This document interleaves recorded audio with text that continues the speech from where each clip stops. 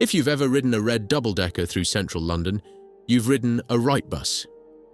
1,000 of them, everyone built by hand in a single factory in Ballymena, Northern Ireland. At its peak, Wrightbus employed 1,700 workers and exported buses to 6 continents. They built London's new Routemaster, the Boris Bus, the most photographed bus on Earth. They survived the Troubles, 30 years of armed conflict that drove investment out of Northern Ireland and closed factories across the province. They survived deregulation, foreign competition, and every economic crisis the century threw at them. They adapted, they exported, they kept the gates open through everything. And then, after 73 years of building, 1,200 workers were locked out on a Wednesday morning. Without warning. How does a company that survived the Troubles and built London's most famous bus simply collapse overnight? What really happened inside those walls? Chapter 1. A tin shed in Ballymena. The story begins, as industrial stories in Northern Ireland rarely do, with a happy ending that lasted 73 years, or what looked like one. Ballymena sits in the heart of County Antrim, a market town of roughly 30,000 souls in what the rest of Ireland, and much of Britain, calls the Bible Belt. It's a Protestant town, overwhelmingly unionist, the kind of place where the 12th of July still closes the shops, and the church you attend says as much about you as the street you live on. The landscape around it is soft, green drumlin hills, the River Braid threading through the town centre, farmland stretching toward the Antrim Plateau to the north. Linen mills had sustained the town for generations. The railway connected it to Belfast, 28 miles to the southeast, and to the port at Larne, where ferries crossed to Scotland. It was respectable. It was quiet. It was, in 1946, a place that most people in Britain could not have found on a map and would not have tried. On the 3rd of April that year, with the war barely 12 months over and Northern Ireland still running on ration books and borrowed optimism, a coach builder named Robert Wright and his son William opened a workshop on the Ballymena Road. The workshop was a tin shed, corrugated metal, a concrete floor, the kind of premises you could put up in a week and work out of for years before anyone noticed or cared. The business was registered as Robert Wright and Son, coach builders. The ambition, at first, was modest enough to fit inside those walls. They'd rebody lorries, convert commercial vehicles, take what the war had left behind, surplus chassis, worn-out trucks, machinery that still had life in it if you knew what to do, and make it useful again. William Wright was 18 years old, possibly 19. Sources disagree on whether the founding predated or followed his birthday, and the family has never been precise about it. It doesn't matter. What matters is the division of labour that settled into place from the very first week, because it would define the company for the next 7 decades. Robert handled the technology, the engineering, the metalwork, the craft of shaping panels and fitting them to frames. William handled the business, the customers, the accounts, the negotiations, the forward planning. An 18-year-old in a tin shed, managing the commercial future of an enterprise that consisted of 2 men and a set of hand tools. The arrangement would have struck most outsiders as absurd. But William Wright had grown up watching his father work. He understood the product. He understood what customers needed, and he had something that no apprenticeship could teach, an instinct for where the next opportunity would come from, and the nerve to chase it before it arrived. Robert was the craftsman. William was the engine. Post-war Northern Ireland was not a place that rewarded ambition easily. The province had been the United Kingdom's industrial underperformer for decades, dependent on 2 industries, linen and shipbuilding, that were both contracting even before the war interrupted them. Belfast's shipyards had surged during the conflict, turning out warships and merchant vessels at extraordinary pace, but peace brought layoffs, not expansion. Harland and Wolff, the yard that had built the Titanic, would spend the next half-century in slow, painful decline. Short Brothers, the aircraft manufacturer, was the other major employer, but its future was perpetually uncertain. Beyond Belfast, the economy was agricultural, small-scale and cautious. Unemployment in Northern Ireland ran persistently above the United Kingdom average, and would do so for the rest of the century. Capital was scarce. The London government dispensed subsidies with more duty than enthusiasm, and local enterprise existed in a shadow that the province's political arrangements cast over everything. The sectarian geography that would soon enough shape Northern Ireland's politics in blood was already visible in the 1940s, in who got hired, who got housed, who sat on which side of which divide. None of this was a secret. All of it was context. Into this, two men with a tin shed and a set of tools began building. Their first significant contract arrived in 1950. School buses for the Tyrone County Education Committee. 4 years of lorry rebodying and general coach work had kept the lights on, but the Tyrone order was different. It was a fleet. It had a specification. It required building multiple identical bodies to a consistent standard, delivering them on time and standing behind them when they went into service on rural roads that hadn't been properly resurfaced since before the war. The buses themselves were utilitarian, functional bodies mounted on standard chassis, designed to carry children safely across the potholes and narrow lanes of rural County Tyrone. They were not objects of beauty, they were not engineering marvels, but they were well built, they were reliable, and they arrived when they were promised. And the contract established two things that would define the company for the next half-century. First, Wright could deliver. Not a single vehicle built to a bespoke order, but a fleet built to specification. The discipline of repetition, of consistency, of quality control across multiple units. Second, the product was buses. Not lorries, not vans, not general coachwork. Buses. The Tyrone contract nudged the firm toward what would become its identity, and the identity stuck. Robert Wright and Son would build buses for the rest of its existence. Everything else fell away. Through the 1950s and into the 1960s, the company grew in the way that family firms in small towns grow, incrementally, through reputation, through the accumulation of satisfied customers who told other customers. The word travelled along the narrow corridors of the Northern Irish public transport world. Wright builds a decent bus, delivers on time, stands behind the product. They moved out of the tin shed. They built a proper workshop on the Galgorm Road, then expanded it, each extension a bet on the future, each new bay of floor space a statement that the orders would keep coming. The workforce grew from 2 to a dozen, then to several dozen. Skilled men from the Ballymena area and the surrounding townlands, Ahog Hill, Bruchshane, Cullybackey, found work that was steady, that demanded craft, and that paid a wage you could raise a family on. Some of them would stay for decades. Some of their sons would follow them through the gates. Robert was aging. William was not. The son, who'd started as the teenager doing the books, was becoming, by his 30s and 40s, the undisputed driving force. The man who set the direction, chased the contracts, invested in new capabilities, and held the whole operation together through the force of his personality and the clarity of his convictions. There is a photograph from around 1959, displayed decades later by Sir William himself, inside Green Pastures Church of all places, on the 29th of September 2019, 4 days after his life's work collapsed, showing the Wright family standing beside a blue bus. They looked like what they were, a working family in a working town, proud of something they'd built with their hands. The bus is handsome in the way that 1950s commercial vehicles were handsome, upright, square-shouldered, honest. Not a design statement, a tool, a thing made to carry people from one place to another and do it reliably. The fact that William Wright chose to display this photograph on the worst Sunday of his life, in a church funded by money taken from the company it depicted, is a detail that the documentary will return to, but not yet. In 1959, the photograph was just a photograph. A family beside a bus. The future was unwritten. Chapter 2. Sunday morning, Monday morning. To understand what Wrightbus became and what destroyed it, you have to understand the man who built it. Not just what William Wright did, but what he believed, because the faith and the factory were never separate things. They were expressions of the same conviction, housed in different buildings, governed by the same principles. And the catastrophic confusion between the two, the moment when faith stopped guiding the factory and started consuming it, is the hinge on which this entire story turns. But that confusion was not William's.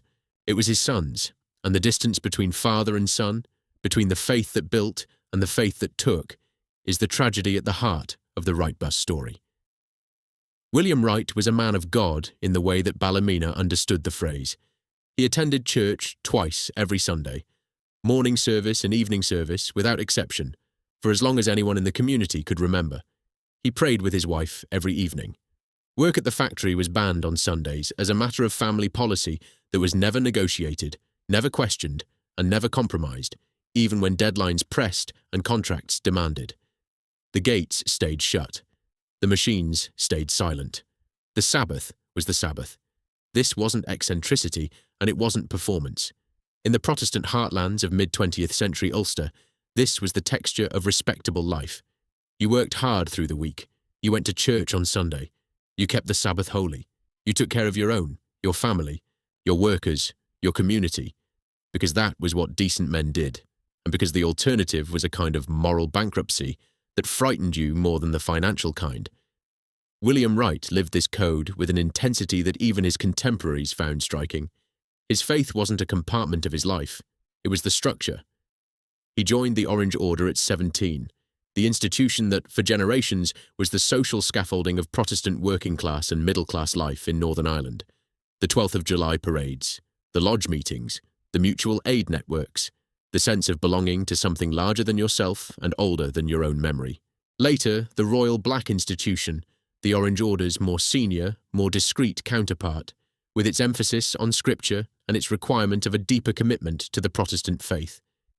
These memberships said something specific about where William Wright stood in the landscape of Ulster identity, firmly within the unionist tradition, loyalist in the constitutional sense, rooted in the community that regarded the union with Britain as non-negotiable and the institutions of Protestant civil society as the framework of a decent life.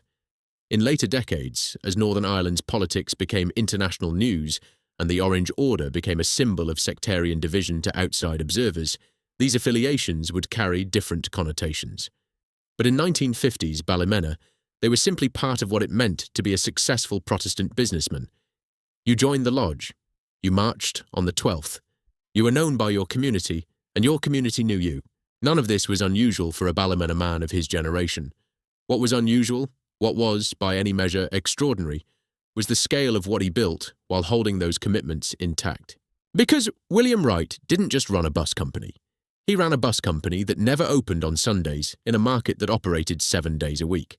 He ran a bus company that treated its workers as extended family, in an era when labour relations in British manufacturing were increasingly adversarial. And he ran a bus company that grew through the Troubles, through 30 years of armed conflict that killed more than 3,489 people, cratered the Northern Irish economy, scared away investment, disrupted supply chains, complicated every commercial relationship the company had with the mainland, and turned the province into a place that the rest of the United Kingdom watched on the evening news with a mixture of horror and helpless fatigue. The Troubles arrived in 1968, escalated through Bloody Sunday and the introduction of internment in the early 1970s, and didn't formally end until the Good Friday Agreement of 1998. For 3 decades, Northern Ireland was a place where car bombs detonated in town centres, where army checkpoints slowed every journey, where the nightly news carried body counts that became, for mainland audiences, a kind of grim wallpaper. More than 52% of those killed were civilians. Capital fled. Multinationals declined to invest. Insurance premiums for commercial premises soared.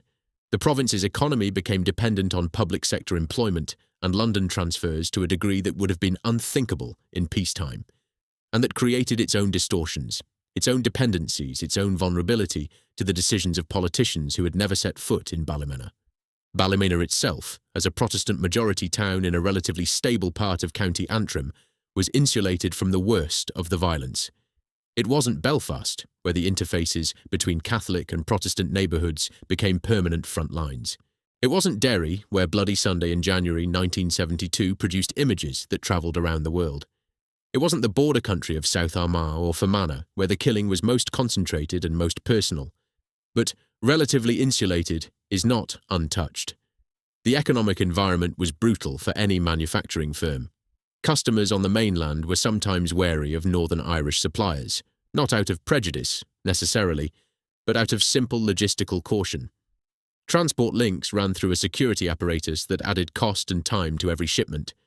Recruitment was complicated by emigration, as the province's brightest young people left for opportunities in England, Scotland, or further afield.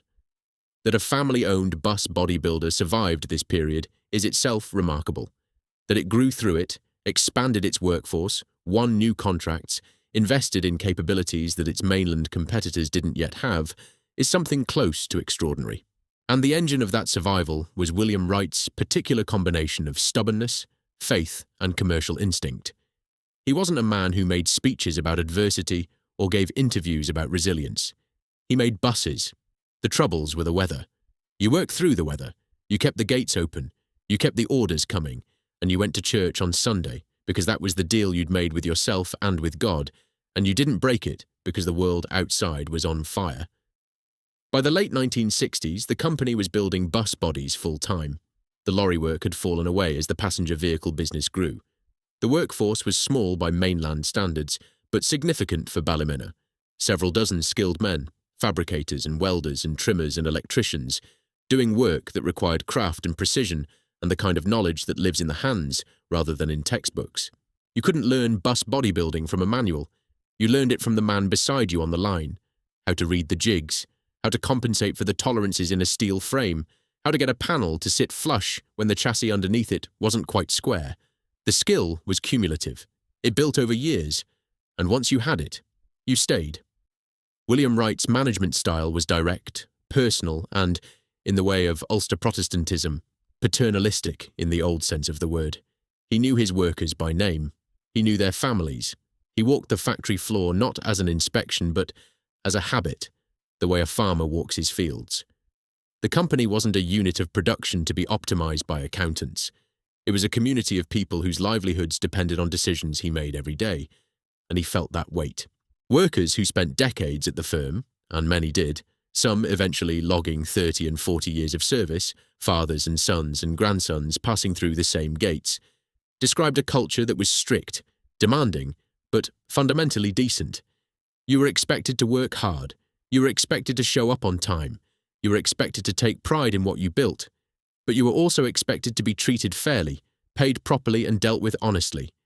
And if William Wright gave you his word on something, it held. That was the deal. The bodies they built were functional, robust, designed for the punishing roads and demanding schedules of Northern Irish public transport. Ulsterbus and Citybus, the state-owned operators that served respectively the rural network and Belfast city services, were steady customers. The work wasn't glamorous. It was steady, and in a place where steadiness was itself a form of courage, where the simple act of keeping a factory open and workers employed through 3 decades of conflict was an achievement that no business school would teach, but every worker understood, that mattered as much as anything. Chapter 3. Aluminium and Ambition. In 1973, Wright delivered a fleet of buses to Greater Manchester, GM buses, as it was then known. And if you understand nothing else about this company's trajectory, understand this. That contract changed everything. It was the first major mainland UK order. For a small Northern Irish coach builder operating from Ballymena, a town that most English bus operators couldn't have placed on a map, getting buses across the Irish Sea and into service in one of England's major metropolitan areas was proof of something that mattered enormously. You could compete, not just locally, not just within the captive market of Northern Ireland's state-owned operators, but on the mainland, against established English and Scottish bodybuilders who had home advantage, shorter supply lines, and decades of relationships with the major bus groups. Wright had beaten them.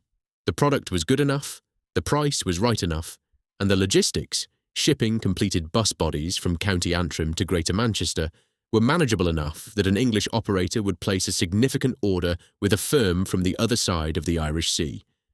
The 1970s were a decade of reinvention for the company. Wright refocused entirely on passenger vehicles, leaving behind the last traces of the lorry and commercial vehicle work that had sustained its early years. This wasn't a sudden strategic decision announced in a boardroom.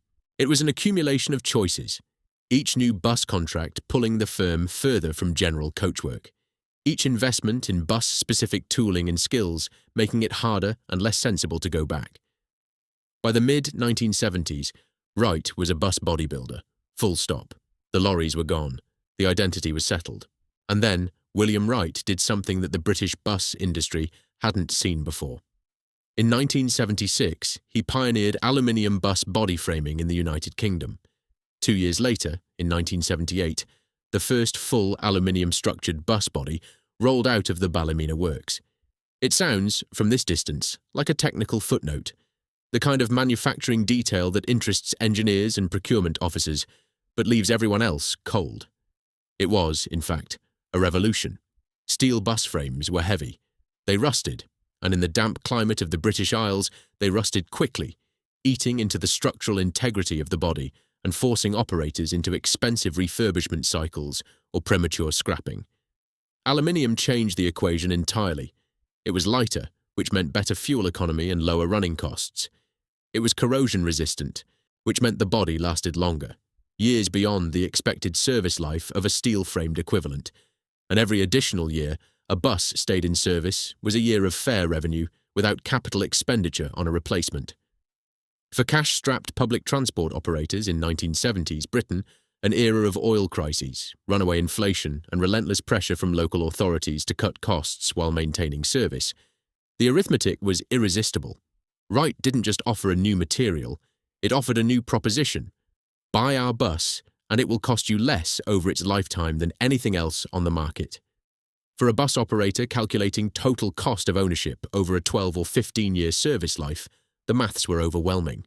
The premium you paid up front for an aluminium body was recouped within a few years through lower maintenance costs and extended service life. That proposition, aluminium longevity, Ballymena build quality, competitive pricing, would carry the company for the next 4 decades and become the foundation on which everything else was built. The 1983 Contour was another statement of intent, this time aimed not at the municipal bus market, but at the luxury end. It was Wright's entry into touring coaches, a high-specification vehicle comparable to the German-built Neoplan coaches that dominated European long-distance travel. The Contour announced that this Ballymena firm wasn't content with utilitarian bus bodies for provincial operators. They could build something that sat alongside the best continental Europe produced. It didn't become a volume seller. The coach market was fiercely competitive, and Wright's core strength remained in service buses, but it served notice. This company thought bigger than Ballymena. The product that truly changed Wright's trajectory, though, arrived in the early 1990s. It carried a modest name that belied its significance, the Handy Bus. The context was a seismic shift in British bus procurement. Deregulation, introduced under the Transport Act 1985, had broken up the old state-owned bus companies and created a patchwork of private operators competing on routes that had previously been allocated by planners. The new operators needed new vehicles, cheaper to buy, cheaper to run, sized for the routes they were actually serving rather than the routes a bureaucrat had drawn on a map. Dennis, the Guildford-based chassis manufacturer, had developed the Dart, a midibus chassis designed for exactly this market, smaller, nimbler, and cheaper to run than the full-size single-deckers it replaced. What it needed was a body. Wright built it. The Wright Handybus on Dennis Dart became, quite simply, the dominant midibus combination in 1990s Britain. Arriva bought them, Go Ahead Northern bought them, London Buses bought them, and a single major order from London Buses pushed the Wright workforce past 150 for the first time in the company's history. 150 workers. It had taken nearly half a century to get there, from 2 men in a tin shed to a workforce that filled the factory and spilled into new workshops that had to be built to accommodate them. Ulsterbus and Citybus in Belfast bought them. Operators across the country, on routes from suburban housing estates to town centres to rural market day services, discovered that the Handybus on Dart was the right product at the right moment, manoeuvrable enough for tight streets, economical enough for thin routes where a full-size single-decker would run half empty, and built to a quality that kept operators coming back for second and third and fourth orders. The aluminium framing that William Wright had pioneered in the 1970s was paying dividends a generation later. These buses lasted, and operators who tracked their whole life costs knew it. The Handybus wasn't beautiful. It wasn't a design icon. You wouldn't photograph it the way you'd photograph a Routemaster or a Greyhound coach. But it was emphatically right, the right vehicle for a deregulated market that needed economy and reliability more than it needed glamour. And being right, at scale, transformed the company. 150 workers became 200. 200 became more. The relationship with Dennis deepened into the kind of partnership that reshapes both parties. Wright building bodies for Dennis chassis, Dennis designing chassis that suited Wright's construction methods. The company that had started as a coach builder in a market town, building school buses for the Tyrone Education Committee, was now a serious force in the British bus industry. William Wright, approaching 70, still running the business, with the same hands-on intensity he'd brought to it as a teenager, still attending church twice on Sunday, still banning work on the Sabbath, could see something that even he might not have imagined in those early decades. Not just survival, not just respectability, something larger. Dominance. Chapter 4. The Low-Floor Revolution. The single most important industrial innovation in the Wright story doesn't carry a famous designer's name or a museum exhibit. It doesn't have a heritage plaque on a factory wall. But if you've boarded a bus anywhere in the United Kingdom in the last 30 years, stepped on without climbing stairs, wheeled a pushchair through the doors, watched a wheelchair ramp extend at a stop, you've been the beneficiary of a quiet revolution, and Wright was among the very first companies in Britain to deliver it. The low-floor bus. Wright delivered the Pathfinder body on Dennis Lance SLF and Scania N 113 CRL low-floor chassis in late 1993. London buses took 68. The specification sounds mundane, a bus body in which the passenger entrance floor sat at or near curb height, eliminating the steps that had been a fixture of bus design since the horse-drawn era. But the implications rippled through the entire industry. Accessibility wasn't an afterthought anymore. It was the design principle. Every passenger, elderly, disabled, parents with pushchairs, anyone carrying heavy shopping, could board without negotiating stairs that, for millions of people, had been an effective barrier to using public transport at all. The low-floor bus didn't just change how buses were built, it changed who could ride them. And Wright was there first. Not alone, other bodybuilders followed rapidly, but among the pioneers, with a product that operators trusted enough to order in significant quantity from the beginning. 68 Pathfinders for London wasn't a trial run, it was a commitment.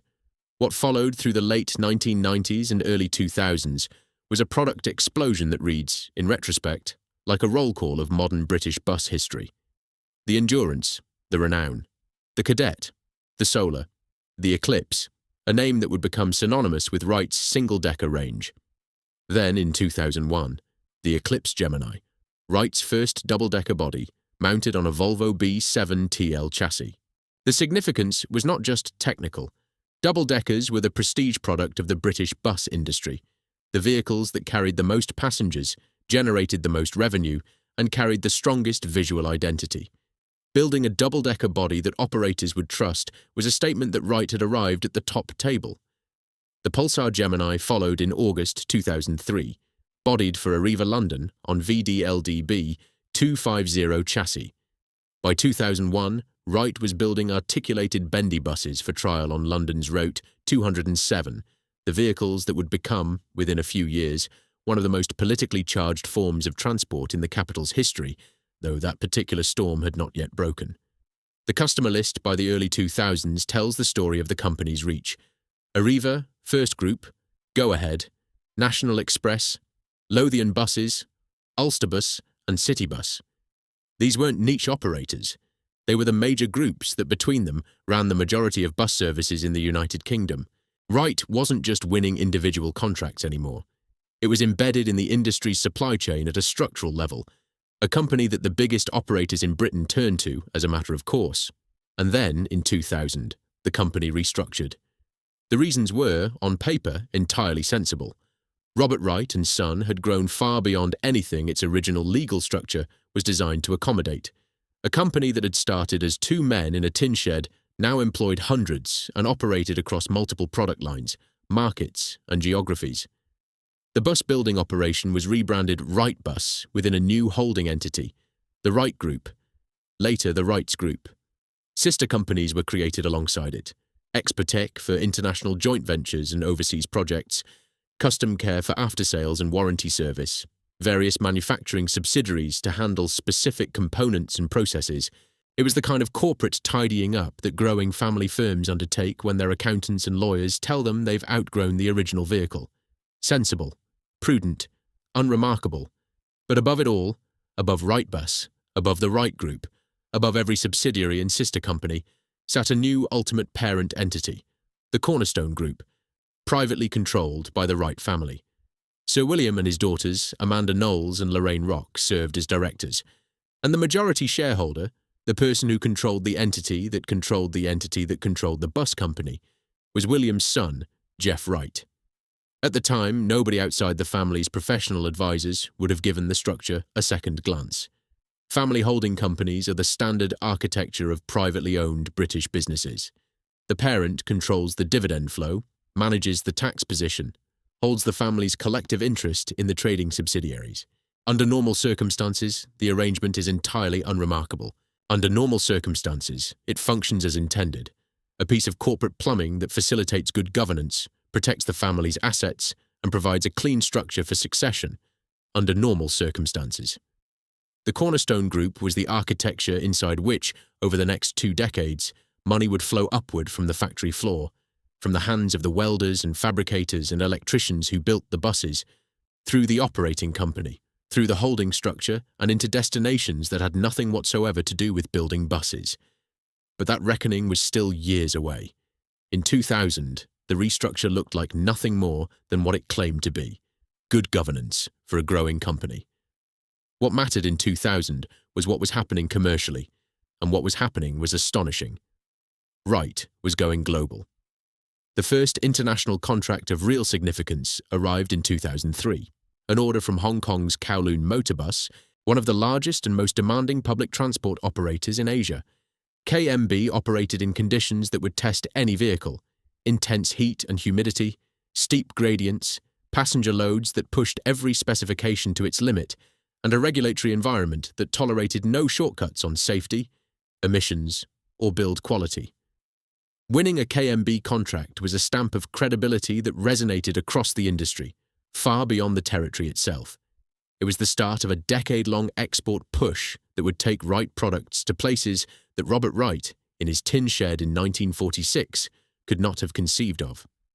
The scale of the ambition was breathtaking for a company rooted in a town of 30,000 people, but the ambition was matched by execution, and the execution was matched by something harder to quantify: a reputation for building buses that worked, that lasted, that didn't fall apart under the stress of tropical heat or the weight of Hong Kong's commuter crush.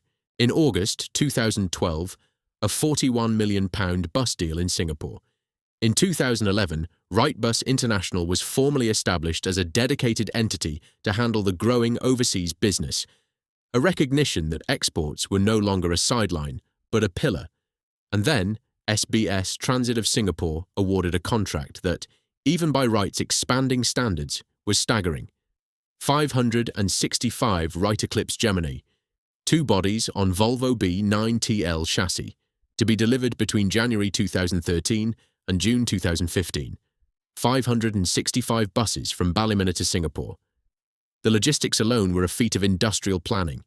CKD kits packed into shipping containers, bodies and components crossing oceans to be assembled thousands of miles from the factory floor, where the parts were pressed, welded, and painted. Every kit had to be complete. Every component had to fit. A missing bracket or a misaligned mounting point, discovered 10,000 miles from the plant, wasn't a nuisance. It was a crisis. The discipline this required, the cataloguing, the quality control, the documentation, transformed Wright from a company that built buses into a company that could project its manufacturing capability across the world. By November 2012, KMB ordered 50 more Eclipse Gemini, 2 bodies sent in CKD form for assembly in China. In September 2013, a joint venture with Daimler Buses to manufacture in Chennai, India, the German commercial vehicle giant choosing Ballymena as a partner, which tells you everything you need to know about where Wright stood in the hierarchy of global bus builders.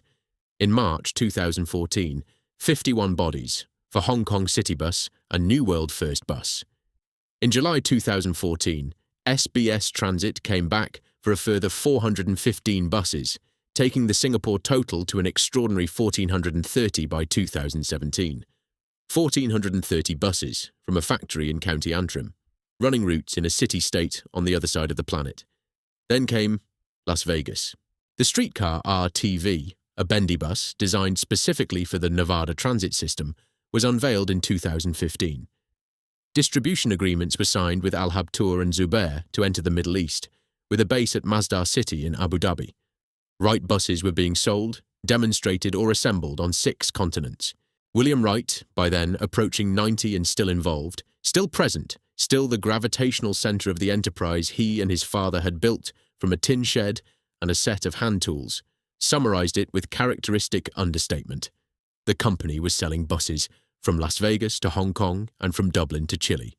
Wrightbus was, by any measure, Northern Ireland's most globally famous manufacturing brand. And then Boris Johnson decided he wanted a new bus for London. Chapter 5.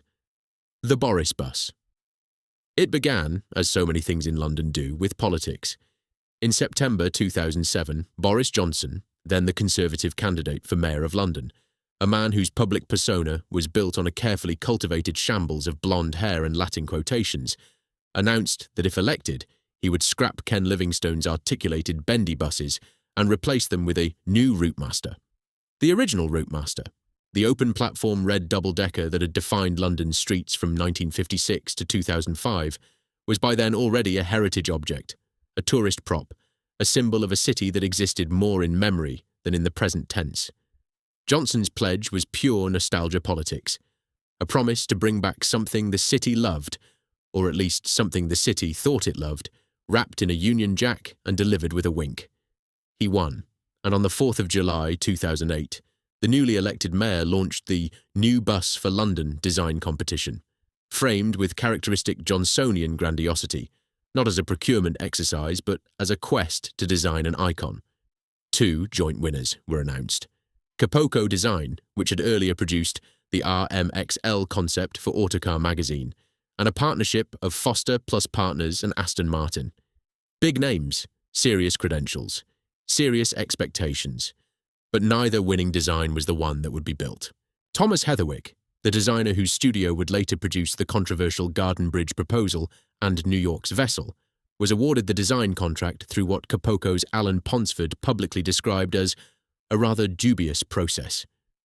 The design that emerged from Heatherwick's studio was striking, sculptural, and unlike anything that had ever run on London's streets. A swooping, isometric body with 3 doors, 2 staircases, and a rear open platform that deliberately echoed the old Routemaster's hop-on hop-off character. It was beautiful on paper, building it was another matter entirely, and the contract to turn Heatherwick's vision into a functioning bus, a vehicle that had to carry at least 87 passengers, run a hybrid drivetrain that was 40% more fuel-efficient than conventional diesel, and survive the grinding daily punishment of London service, went to Wrightbus of Ballymena.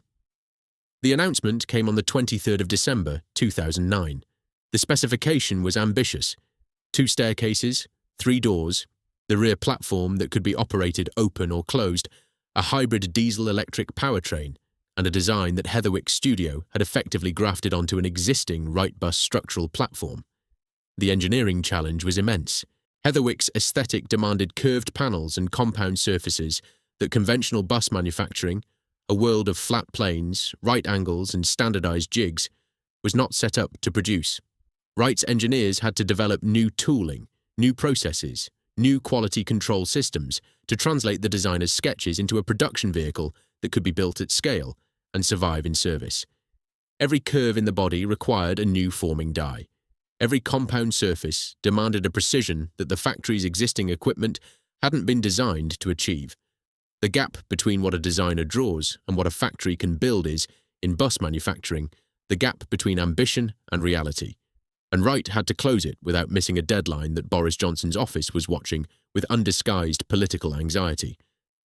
The final design was unveiled on the 17th of May 2010. The first 8 prototypes entered passenger service with Arriva London on Route 38, Victoria to Clapton Pond, in February 2012. The sight of them was genuinely startling. After decades of conventional, boxy double-deckers, here was something that looked designed rather than assembled, a bus with curves, with presence, with a rear platform where a conductor stood just as they had on the original Routemaster, half a century earlier. The press loved it. Tourists photographed it. Transport enthusiasts dissected every specification. Boris Johnson posed beside it with the grin of a man who had delivered on a promise. At full production, the Ballymena factory was turning out new Routemasters at a rhythm that transformed the entire operation. The chassis arrived at one end of the line. Hybrid drivetrains, suspension, steering, the mechanical architecture that would carry the bus through years of London service. At the other end, finished vehicles emerged in transport for London's specification red, ready for road testing and delivery. Between those 2 points lay weeks of work by hundreds of hands. The aluminium framing that Wright had pioneered decades earlier now formed into the complex curves that Heatherwick's design demanded. The interior fit-out, seats, handrails, bell pushes, destination blinds, CCTV cameras, wheelchair ramps, the open rear platform mechanism, the electrical systems, lighting, the hybrid battery packs, the control electronics, the painting, the finishing, the quality inspections that had to pass muster not just for Wright's own standards, but for TfL's exacting specification. Each bus was, in effect, a small building on wheels, a complex assembly of structural engineering, electrical systems, and interior design that had to function flawlessly in one of the most demanding operating environments in public transport. And then the orders came. The first 600 buses cost Transport for London £212.7 million, £354,500 per unit. The next 200 cost £69.9 million, at £349,500 each. A final batch of 195 was ordered in February 2016, bringing the total to 1,000. Total TfL expenditure across the procurement, approximately £335 million. 1,000 buses, each one built at the Wrightbus factory in Ballymena, shipped across the Irish Sea and put into service on London's busiest routes. The numbers were eye-watering, and not everyone was impressed. A conventional double-decker cost, per the New Statesman's October 2015 analysis of TfL procurement data, approximately £190,000 to build. The new Routemaster, at £354,500, was 87% more expensive per unit. For that premium, passengers got a bus that carried 87 people, 9 fewer than the Volvo B7 TL it was supposed to replace.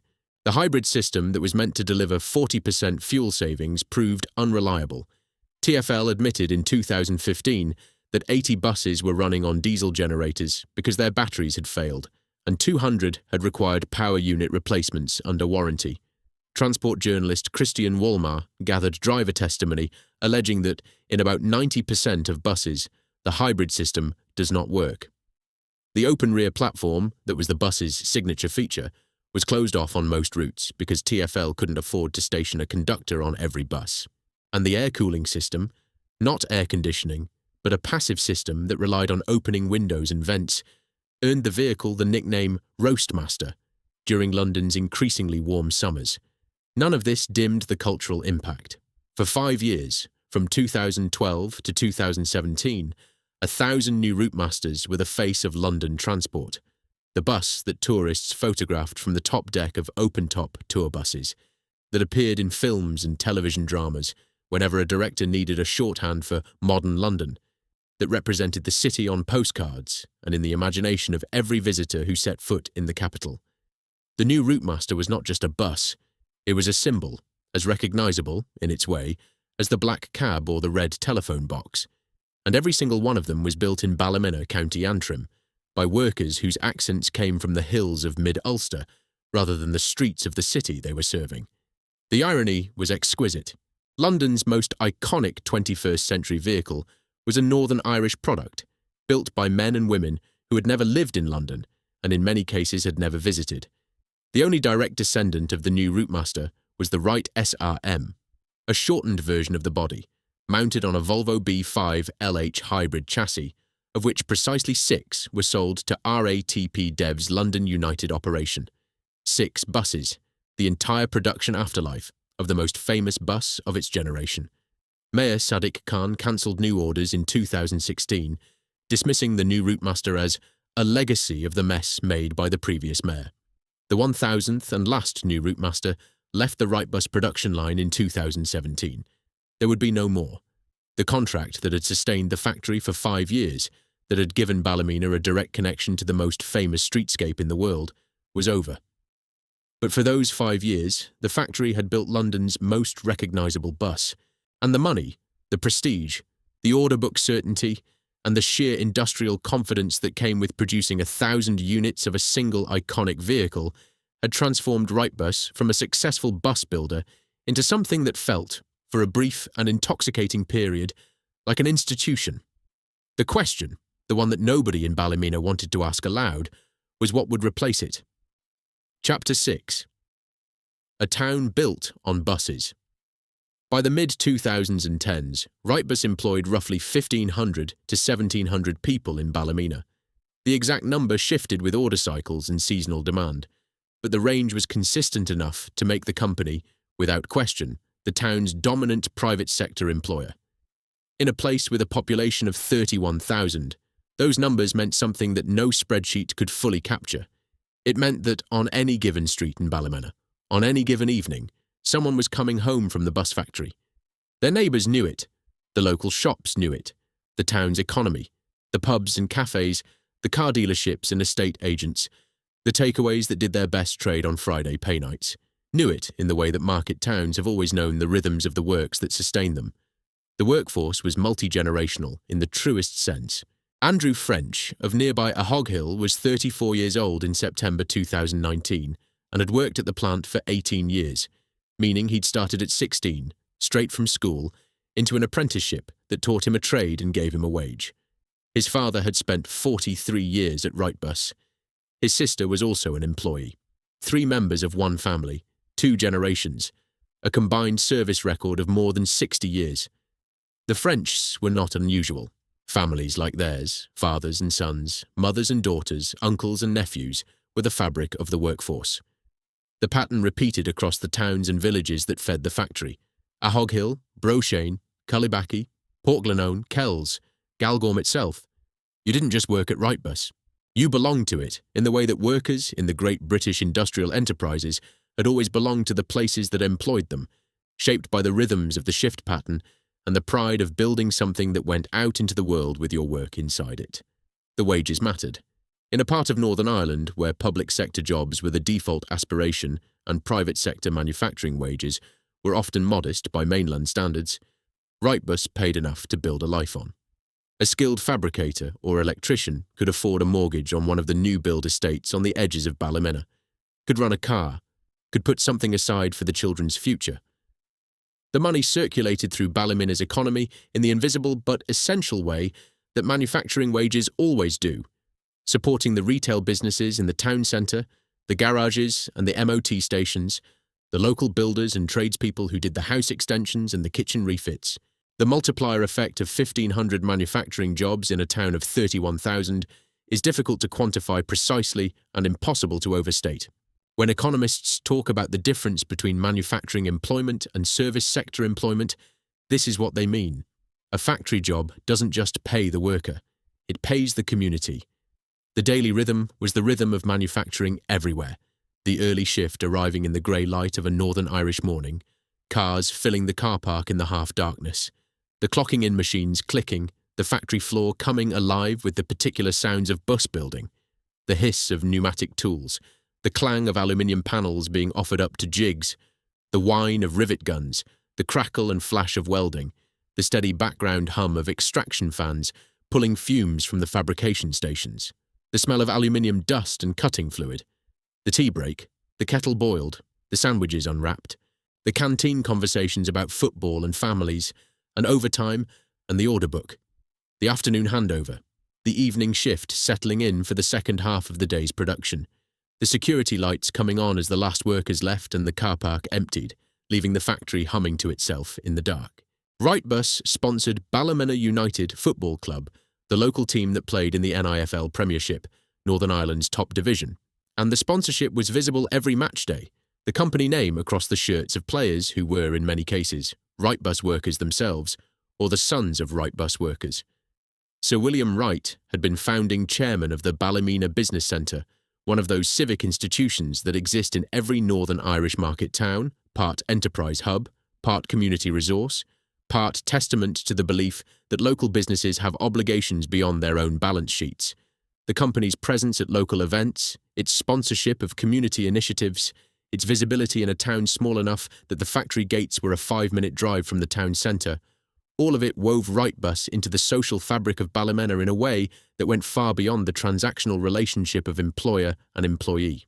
This was not a multinational that had parachuted in with a grant package and would leave when the grants expired. This was a Ballymena company. It had been born here. Its owner lived here. Its workers were from here. It was as much a part of the town as the River Braid, or the town hall, or the 12th of July parade. For the workers themselves, the pride was specific and tangible. They weren't making widgets or components that disappeared into someone else's product. They were building buses, whole, finished, visible vehicles that went into service on streets they could name. The trades on the floor reflected the complexity of the product. Aluminium fabricators who shaped the structural frames, welders who joined them, electricians who wired the lighting circuits, the destination displays, the hybrid battery management systems, trimmers who fitted the seats and the interior panels, painters who applied the liveries that would identify the bus to its operator and its city. Each trade had its own knowledge, its own vocabulary, its own hierarchy of experience. A senior fabricator could look at a jig setup and tell you, from 20 years of muscle memory, whether the panel was going to sit right before the first rivet went in. That kind of knowledge doesn't transfer to a spreadsheet. It lives in the hands and the eyes and the accumulated judgment of people who have done the same work, day after day, until it becomes instinct. A Wrightbus worker on holiday in London could ride the new Routemaster and know, not in the abstract, but in the specific tactile sense of a person who had fitted panels and wired harnesses and tested systems, that the bus carrying them through Piccadilly had been built by their hands. Some of them had signed their names on the interior structures, hidden where passengers would never see, in the tradition of craftsmen marking their work. For workers who took the bus in Belfast, riding an Ulster bus or metro vehicle bodied at Ballymena was an everyday reminder that what they made mattered, that it worked, that it carried real people through real lives. This is what people mean when they talk about the dignity of manufacturing. Not the wages, though the wages mattered. Not the conditions, though the conditions were reasonable.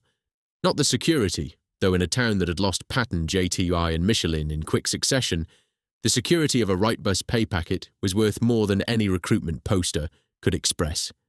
The dignity of making something real, something you could touch, something that went out into the world and did a job, something that carried your work inside it long after you'd clocked out and gone home. A bus isn't abstract. It isn't digital. It doesn't disappear into a server farm. It sits on a street corner and people climb aboard it, and it takes them where they need to go. There is a dignity in that which no amount of economic restructuring or service sector growth can replicate. That dignity sustained Wrightbus workers through the long years when the company was small and struggling. It sustained them through the Troubles.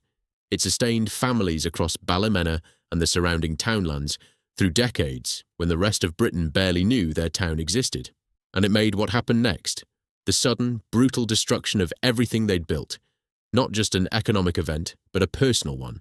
A betrayal felt in homes and families across the town, a wound that has not fully healed. Chapter 7. Northern Ireland's Greatest Export. By the time Sir William Wright received the freedom of the borough of Mid and East Antrim in 2019, the highest civic honour the local council could bestow, the list of accolades attached to his name read like a procession through the institutions of the United Kingdom. An OBE in 2001 for services to the bus manufacturing industry. A CBE in 2011, recognising the company's growing international reach. The Innovation Founder accolade in 2014. The William Wright Technology Centre opened at Queen's University Belfast in 2016, a research facility bearing his name, linking the university's engineering faculty to the industry his company had built, and then the knighthood in 2018, presented by the Prince of Wales at Buckingham Palace. Sir William Wright, the boy from the tin shed, knighted by the heir to the throne. The honours reflected something genuine. Wrightbus was not just a successful Northern Irish company.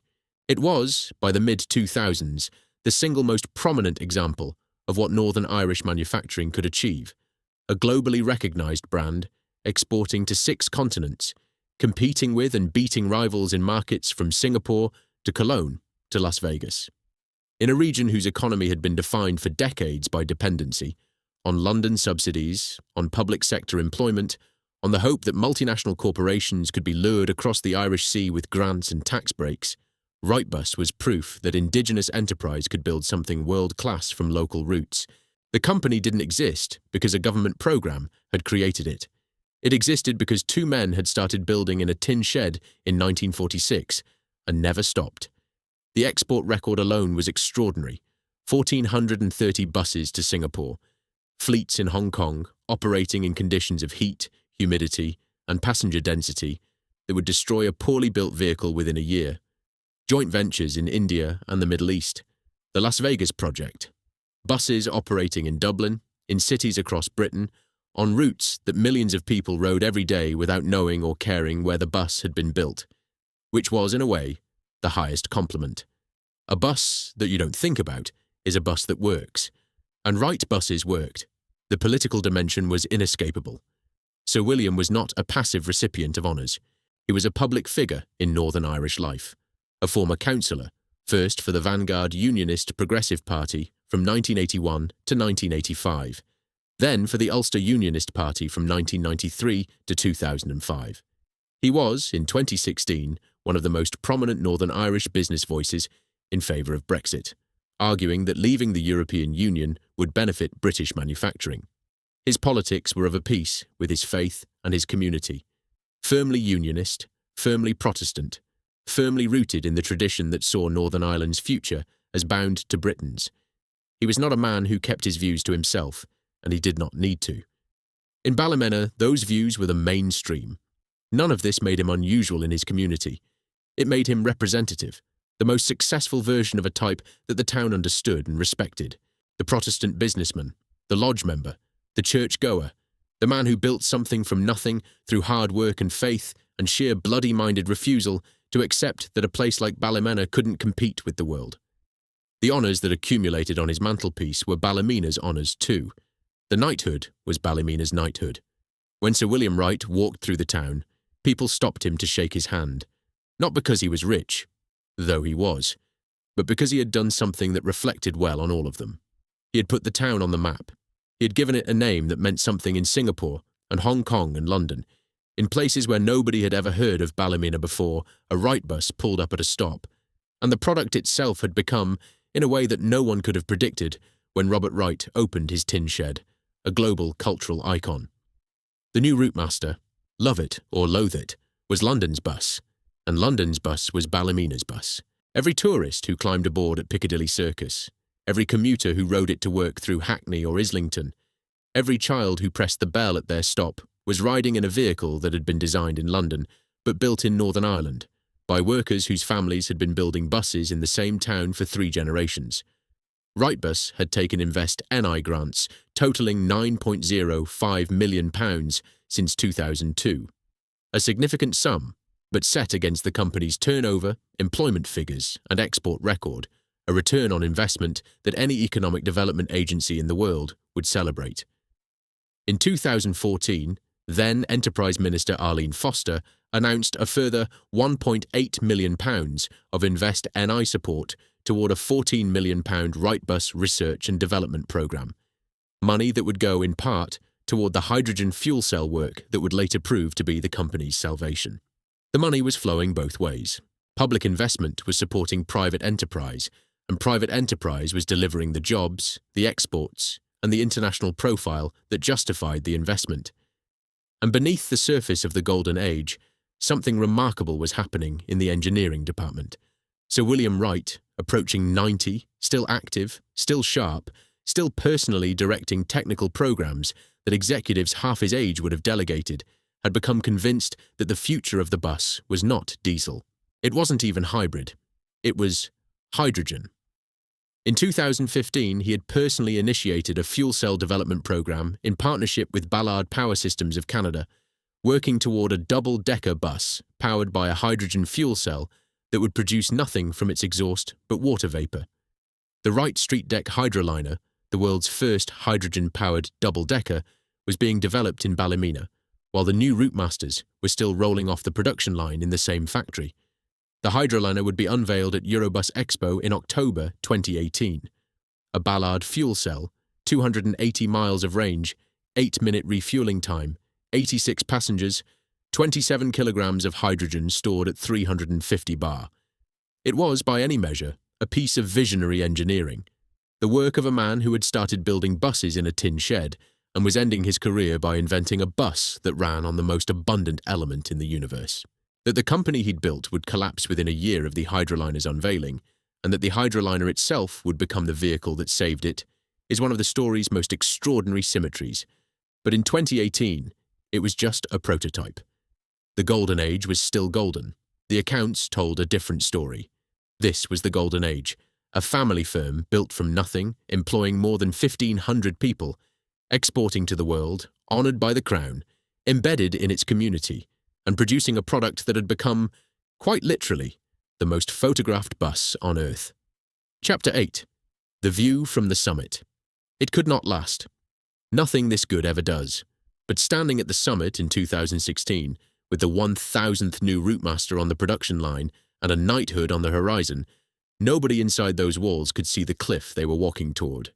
Or if they could, they weren't saying so in public. In 2016, at the peak of its powers, Wrightbus made a decision that would, in Deloitte's later clinical language, constitute one of the 4 principal causes of its decline. The company purchased the 100-acre former JTI Gallagher cigarette factory site in Ballymena. The logic was sound, as the logic behind fatal decisions so often is. Wrightbus had outgrown its existing premises. The order book was full. The workforce was expanding. The company needed more space, more factory floor, more storage, more room for the research and development work that the hydrogen and electric programs would require. Sir William Wright himself had been personally directing hydrogen fuel cell bus development since 2015, working with Ballard Power Systems on a fuel cell powertrain that could be fitted to the street deck double-decker platform.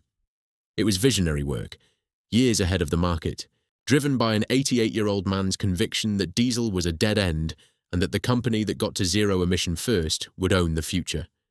The hydrogen program needed space, resources and engineering facilities that the old Galgorm site couldn't provide. The JTI site was available because JTI Gallagher had announced its closure in October 2014, taking 877 jobs with it. The site was large, modern and located in Ballymena. It was, on paper, the obvious choice. But the consolidation, moving bus manufacturing operations from the familiar, organically evolved premises at Galgorm to the vast, purpose-different factory that had been designed to produce cigarettes, introduced what Deloitte's administrators would later describe as unforeseen inefficiencies and complexities. A cigarette factory is not a bus factory. The layout was wrong. The workflow of tobacco manufacturing bears no resemblance to the sequential assembly of aluminium bus bodies. The distances between production stages were wrong, the infrastructure was wrong, adapting the site cost more than projected, took longer than planned, and disrupted production rhythms that the workforce had spent years perfecting, all at precisely the moment when the company needed its operations running at peak efficiency to manage the transition from the ending new Routemaster contract to whatever came next. And Wrightbus was not the only Ballymena employer making headlines for the wrong reasons. The JTI closure had cost 877 jobs. The Pattern Group, one of Northern Ireland's largest construction firms, had collapsed in November 2012, taking 320 jobs with it. And in November 2015, Michelin had announced that it would close its Ballymena tyre plant. 850 jobs gone. 3 major employers, roughly 2,047 jobs collectively, lost in a town of 31,000 people within the space of 4 years. The cumulative effect was devastating. Ballymena's town centre was, in the words of one local publican, becoming a landscape of charity shops, coffee shops and barbers.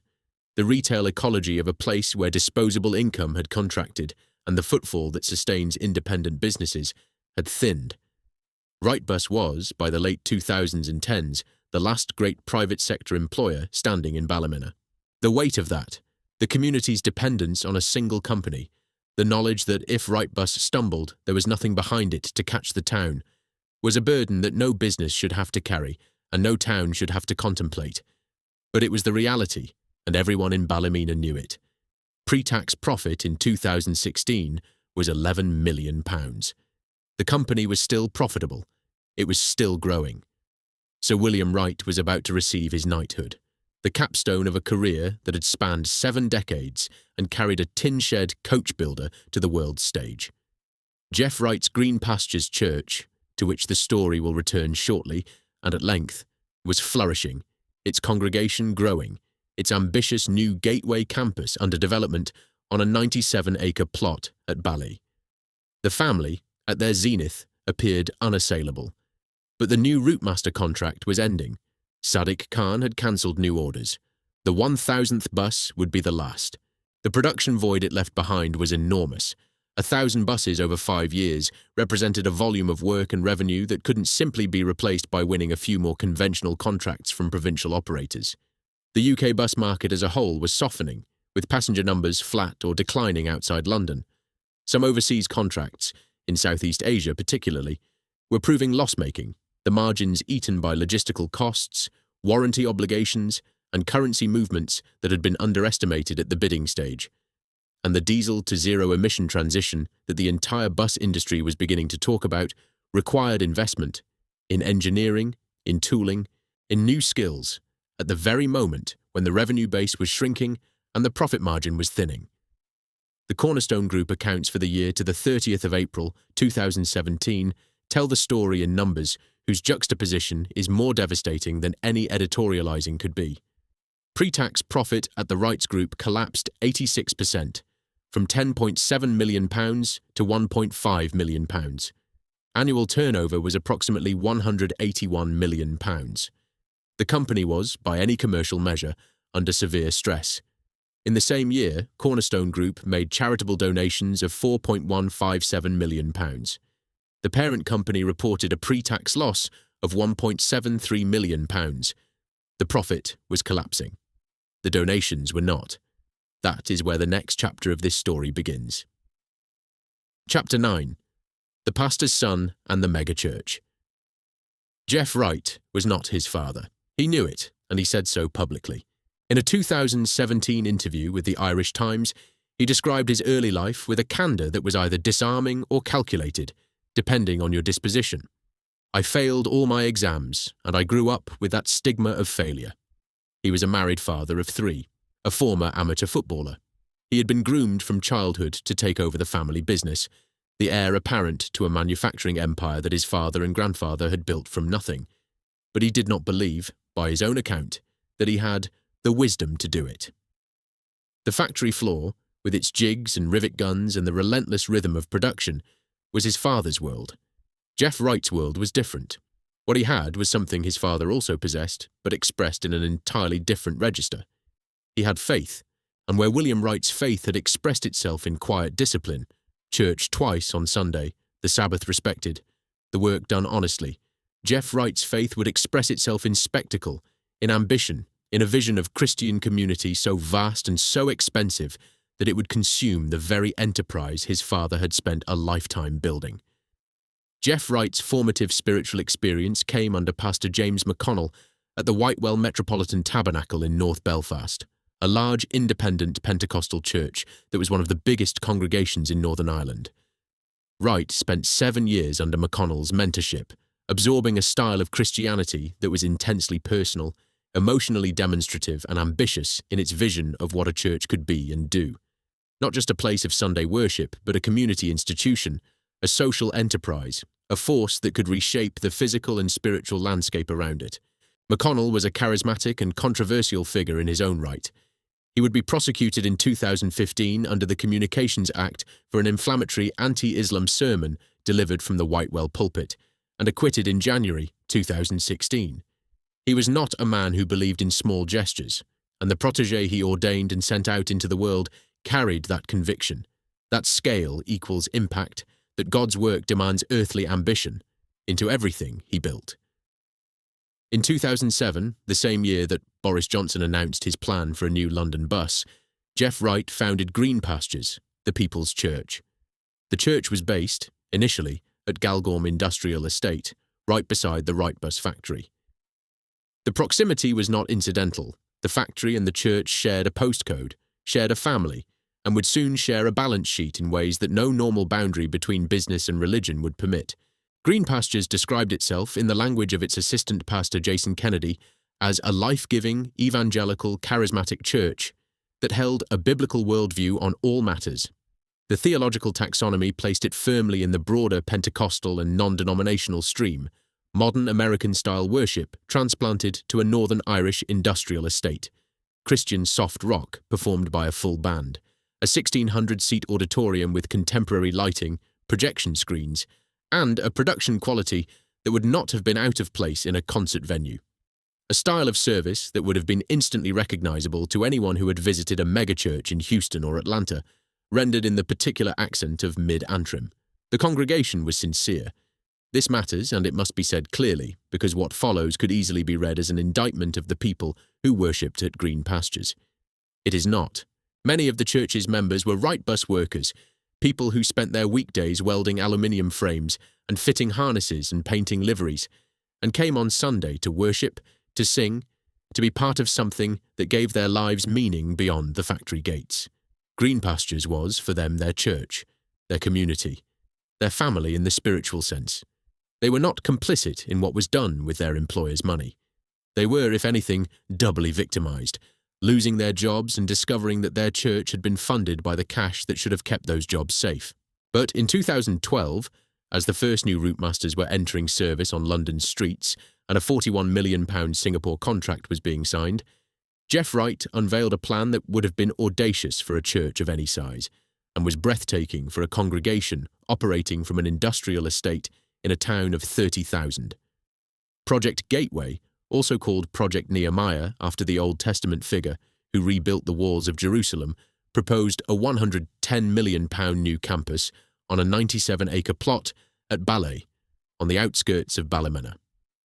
The plans included a 5,000-seat auditorium, more than 3 times the size of the existing church, social housing, a hotel, a supermarket, a car showroom, riverside restaurants, an outdoor pursuit centre, training facilities, student accommodation, a nursing home, an all-weather football pitch, and a wedding chapel, a self-contained community, a town within a town, anchored by a church whose pastor was also the majority shareholder of the company that employed the largest single block of the town's workforce. The land had been acquired for £4 million plus £1, a parcel that had been valued at £75 million at the height of the Northern Irish property bubble in 2007, before the crash reduced its value to a fraction of that peak. DUP P. Ian Paisley Jr. spoke in favour of the retail element at the planning committee. DUP MLA Paul Frew opposed it. The local politics were complex, but the scale of the ambition was not in dispute.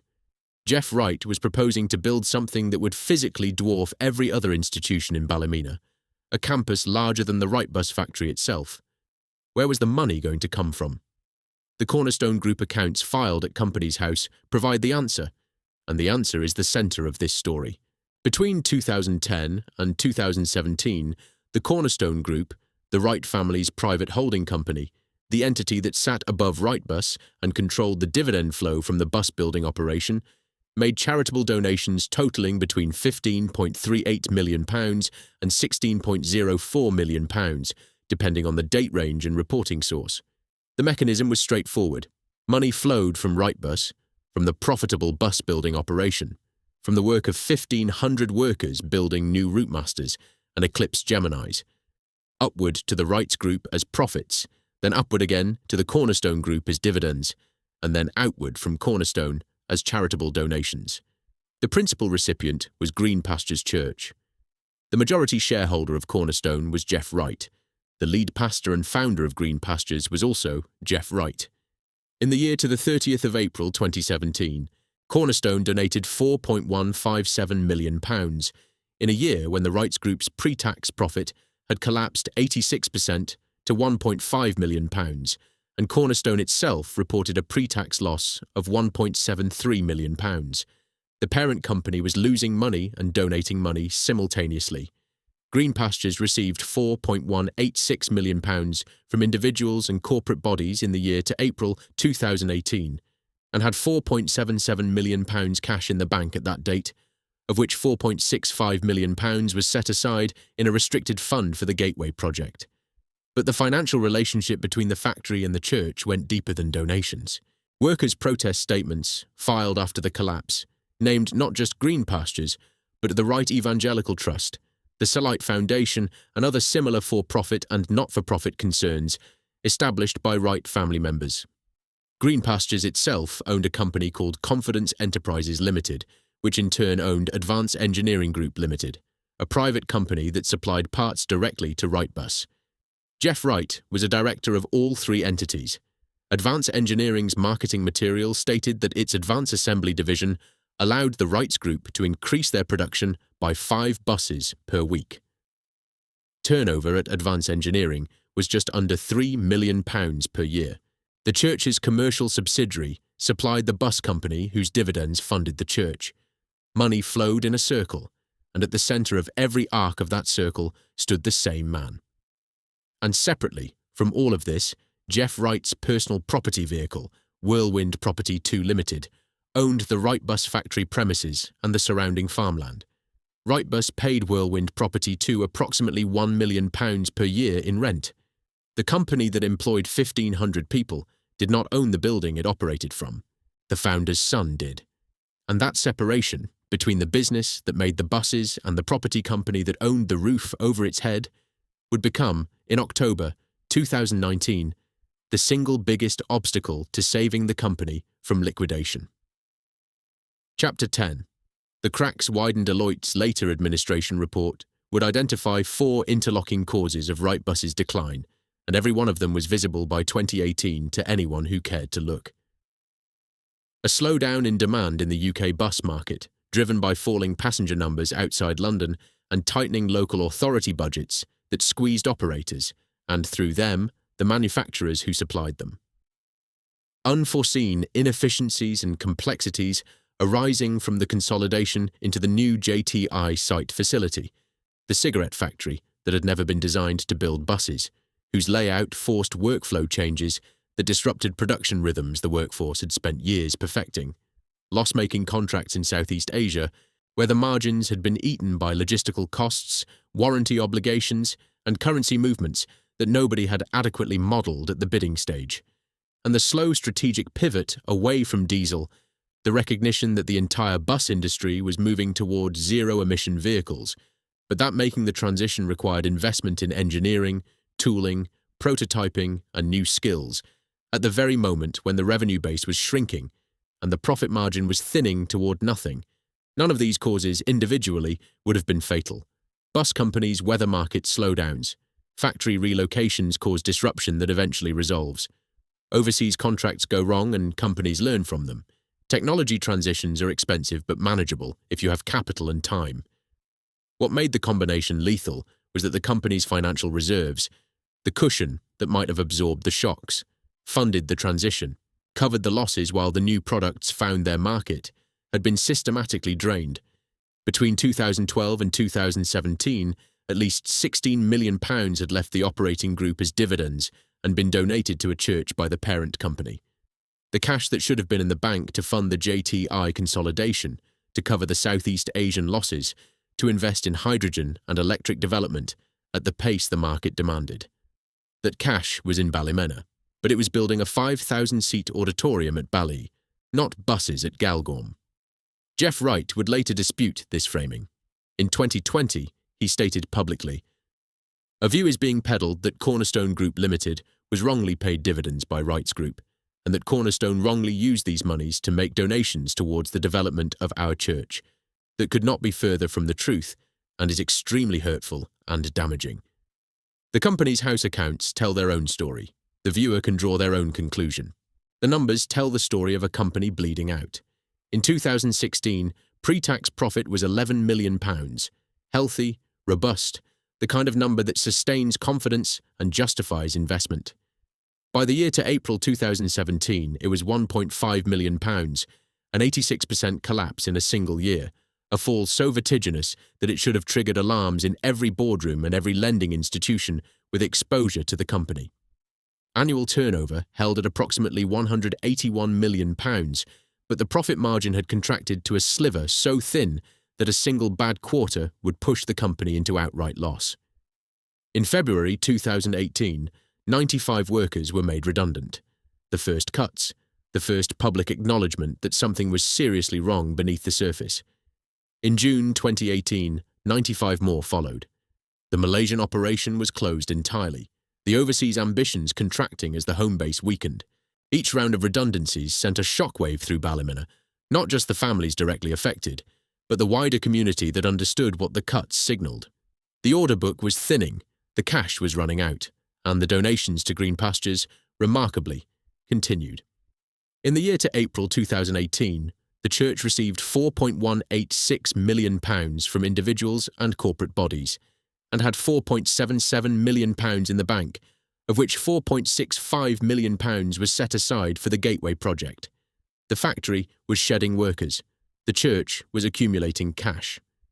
By the 8 months, to August 2019, the company was recording pre-tax losses of £19.5 million. Not a reduced profit. Not a break-even. Not even a modest loss that might be absorbed by reserves or covered by a rights issue. £19.5 million in losses in 8 months. The company was hemorrhaging cash at a rate that no combination of cost-cutting, emergency lending, and management restructuring could staunch. Former chairman and CEO Mark Nodder had stepped down in March 2019. His departure itself a signal, to suppliers, to creditors, to the workforce, that the people closest to the numbers had concluded the situation was beyond recovery under existing ownership. In May 2019, the remaining directors concluded what the workforce already suspected. The company needed to be sold. Not restructured. Not refinanced. Sold. Deloitte Consulting was engaged to find a buyer. Invest NI and Bank of Ireland each provided £2.5 million in emergency short-term cash. Life support for a company that the professionals could already see was dying. In July 2019, the BBC publicly confirmed what Ballymena already knew. Wrightbus was looking for an investor, and the search was urgent. The confirmation transformed rumour into fact, and fact into anxiety. Every worker arriving for the morning shift knew that the company they worked for might not exist by Christmas. September 2019 was the month the options ran out. Northern Irish industrialist Darren Donnelly, who had sold his own company, SDC Trailers, for £100 million and understood manufacturing from the inside, had looked at Wrightbus and walked away. Then 2 potential bidders collapsed in the same week. Weichai, the Chinese engineering group, withdrew. An initial approach led by Joe Bamford, who had been in discussions since the spring, also stalled. The reasons varied. Price expectations, due diligence findings, the complexity of a factory site that was owned not by the company, but by the founder's son through a separate property vehicle. But the effect was the same. The pool of potential rescuers was empty. On the 20th of September 2019, Wrightbus issued a statement to its employees that carried the particular desperation of an organisation running out of time and language simultaneously. We are now in a race to complete a final deal with credible bidders. 5 days later, the race was over. Chapter 11. Wednesday morning. On Wednesday, the 25th of September, 2019, Wrightbus entered administration. 1,200 workers were made redundant on the same day. Not over the course of a week, not in phased rounds with consultation periods and counselling sessions and the careful HR choreography that large companies are supposed to follow when they destroy people's livelihoods. On the same day, they arrived for the morning shift. Some of them had been at the factory since 6 o'clock, had already clocked in, had already started work, and were told that the company was in administration and their employment was terminated. Just like that. 73 years of bus building ended in a Wednesday morning announcement. The photographs from that morning show men and women walking through the factory gates in the wrong direction, pushing their personal tool chests on trolleys ahead of them. Tools they had bought with their own money, maintained with their own hands, used to build buses that ran on streets across the world. Spanners and rivet guns and torque wrenches and multimeters, the accumulated equipment of careers that had lasted 10, 20, 30, 40 years. Now they were pushing them through the gates for the last time, past the security lodge, into the car park, into their cars, into a future that had arrived without warning and without mercy. Michael Magnay and Peter Allen of Deloitte were appointed as joint administrators to Wright's Group Limited, Wrightbus Limited, Wright and Drive Limited, Wright Composites Limited, and Metallics Limited. Of the entire workforce, 66 staff were retained, essential personnel to maintain the site, manage the administration, and keep the possibility of a rescue alive. The other 1,200 were gone. The debts were staggering in both their scale and their granularity, £60 million in total. Of that, £38.1 million was owed to Bank of Ireland, the secured creditor that held charges over the company's assets and would be first in line for whatever the administrators could recover through asset sales and ongoing trading. More than £20.6 million was owed to unsecured creditors, the suppliers, contractors, and service providers who had extended credit in good faith to a company they had every reason to believe was solvent and who would now queue behind the bank for whatever crumbs remained. Many of them were small Northern Irish firms, dependent on the Wrightbus account for a significant portion of their own turnover, now facing their own cash flow crises because a customer they had trusted had ceased to exist overnight. Invest NI was owed £2.5 million for the emergency loan it had provided months earlier, taxpayers' money that the government agency would eventually recover in full, which was considerably more than most creditors could expect. The government confirmed that Wright's Group had received £9.05 million in state grants since 2002 and said it would consider pursuing clawback, a polite way of saying that the question of whether public money had been used to support a company that was simultaneously funneling cash to a church would be examined. More than 900 supplier creditors across 20 countries were affected. 900 businesses, from precision engineering firms to stationery suppliers, from paint manufacturers to haulage companies, each one owed money by a company that no longer had any to give. The smallest creditor on the list was a Lisbon hydraulics firm owed £7.68. The largest, beyond Bank of Ireland, was Lurgan-based Electronic Excellence Limited, owed £182, £711. Between those two extremes lay the full spectrum of the supply chain that had kept Wrightbus running and that now faced its own cascade of unpaid bills and broken commitments. The human cost was specific, personal, and devastating. Davy Robinson was 35 years old. He'd worked at Wrightbus for 19 years, more than half his life. He'd started as a teenager, learned his trade, built his life around the factory's rhythms, married with a young family. "Every penny is a prisoner now," he told the Irish Times. The phrase carried the weight of a man who had built his entire adult life around a wage packet that no longer existed, who was calculating, in the hours after losing his job, exactly how long the savings would last and what would happen when they ran out. Andrew French, the man from a hog hill whose father had given 43 years to the company and whose sister was also an employee, was 34, married, with a baby. 3 members of one family, all unemployed on the same Wednesday morning, their combined century of service to the Wright family's enterprise ending in a single announcement. James Hughes was 77 years old. He came to the factory gates not because he had lost his own job, he was long retired, but because both of his sons had. 77 years old, standing outside a factory in September, protesting on behalf of his children. The image carries its own weight, and Fiona Knowles, Sir William Wright's own granddaughter, gave the testimony that cut closest to the bone. "Our family has been destroyed by this, and it could have been avoided. It is hard to watch when you watch your granda who has built this place up since he was 16, to have it destroyed. It is very hard to watch." George Brash, Unite the Union's regional officer for Wrightbus, became the principal worker spokesperson in the days that followed. He demanded an urgent meeting with management. He demanded answers about the financial decisions that had brought the company to this point, and he would later confirm, as rescue negotiations dragged on through October, that the deal to save the company was hanging by a thread. The political response was swift and revealing. DUP MP Ian Paisley Jr., whose North Antrim constituency included Ballymena, was already working quietly behind the scenes to connect Joe Bamford with the administrators, brokering introductions and clearing obstacles with the energy of a man whose political survival depended on the factories. TUV leader Jim Allister, never one to soften a point, publicly suggested that some bidders had pulled back in the hope and expectation they could buy it cheaper in administration. an accusation that named no names but pointed in a direction that Ballymena understood.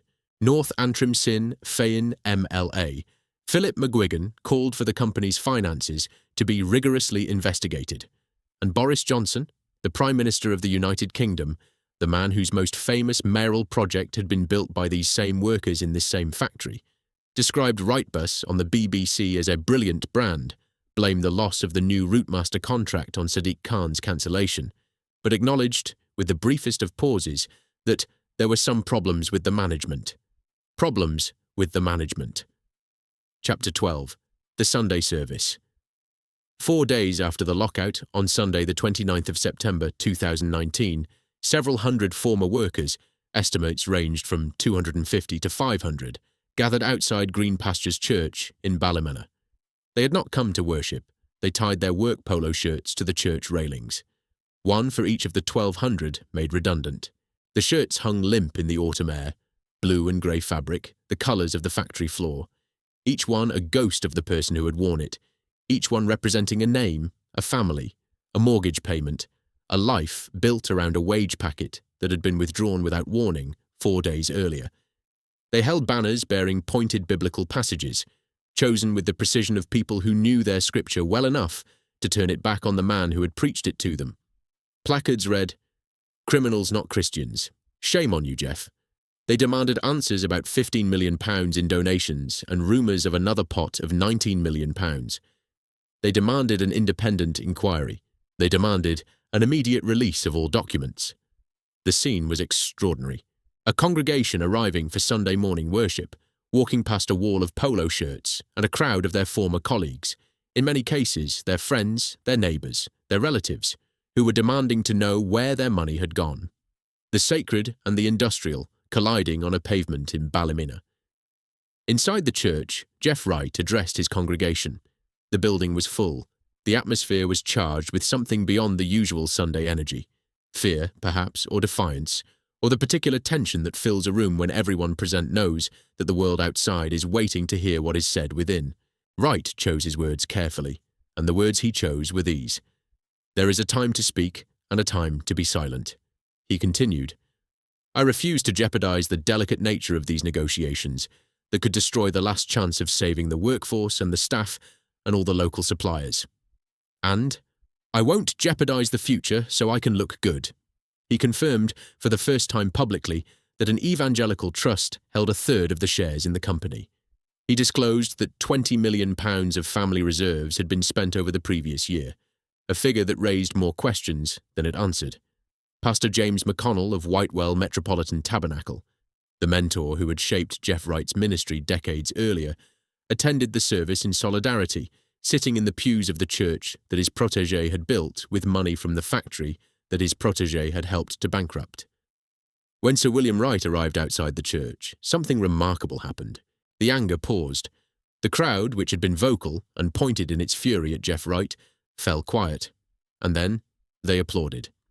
The 92-year-old founder, the man who had opened the tin shed in 1946, who had pioneered aluminium framing, who had won the contracts that built this company from nothing, walked through the crowd of people whose jobs his family's decisions had destroyed, and they applauded him.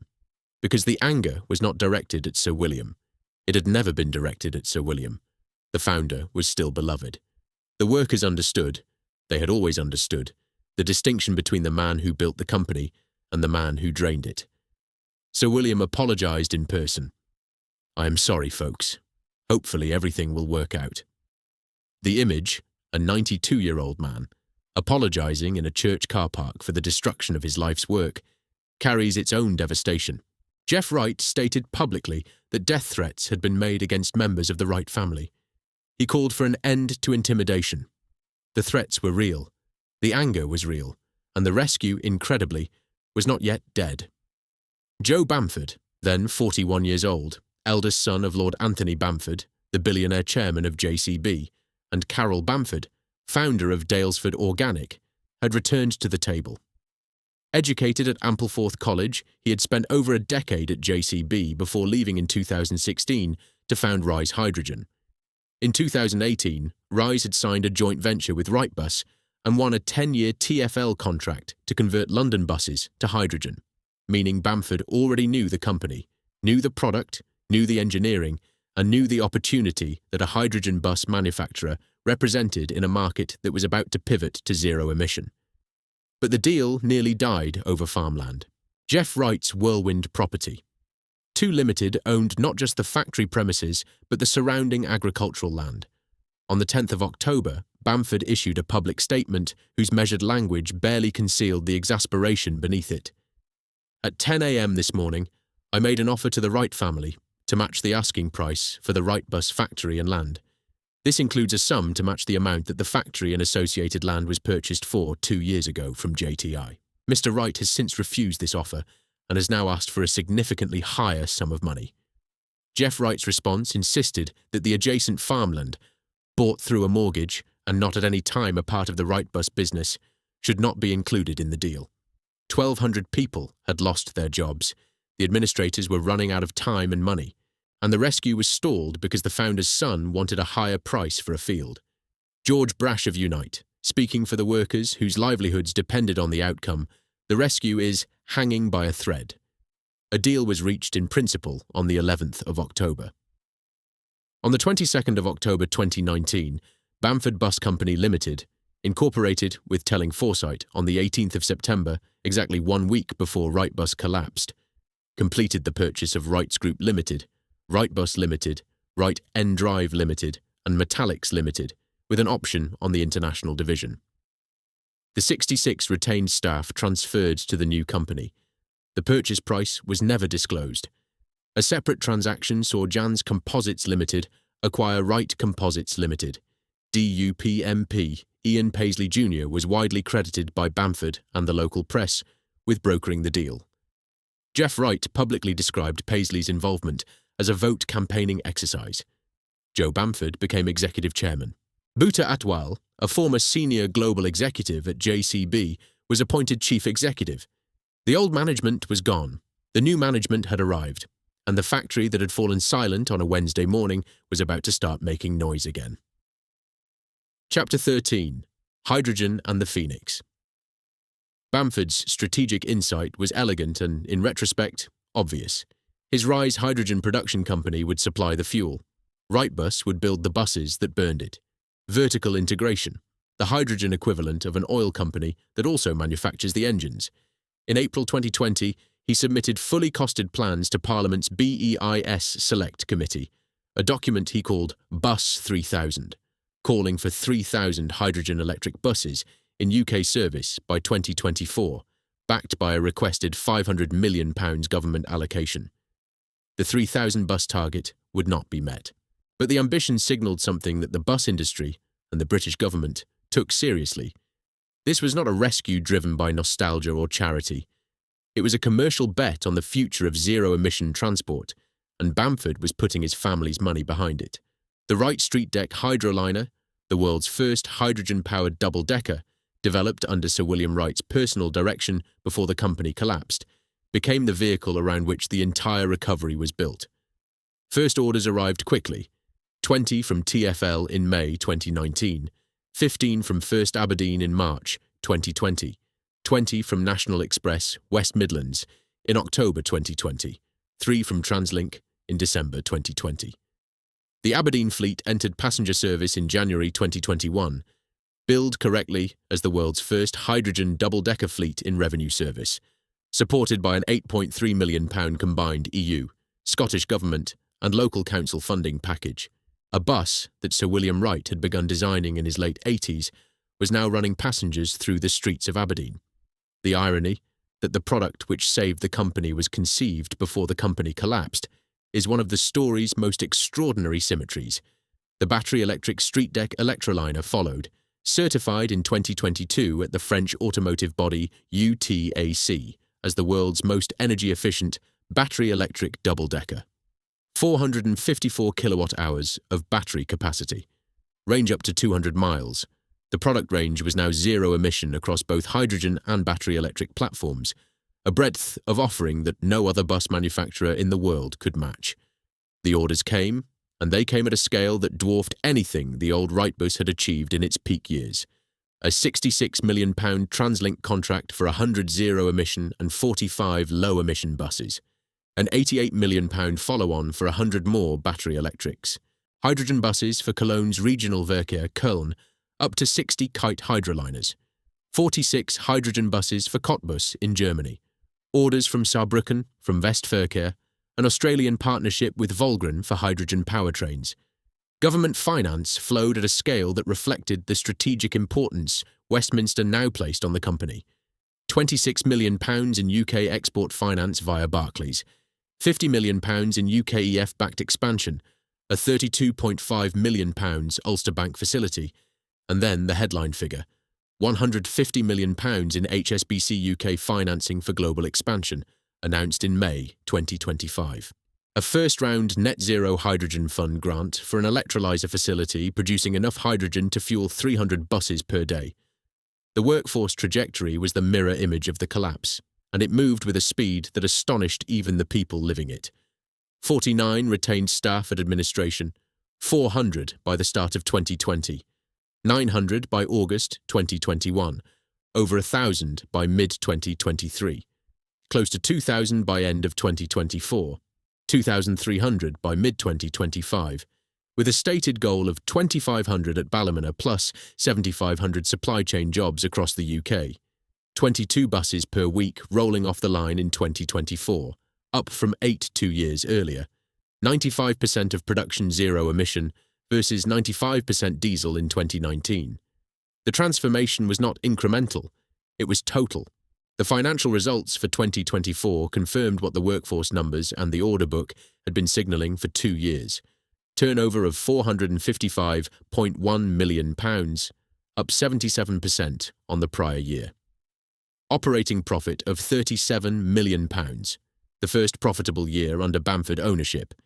Sales to Europe doubled to £8.9 million.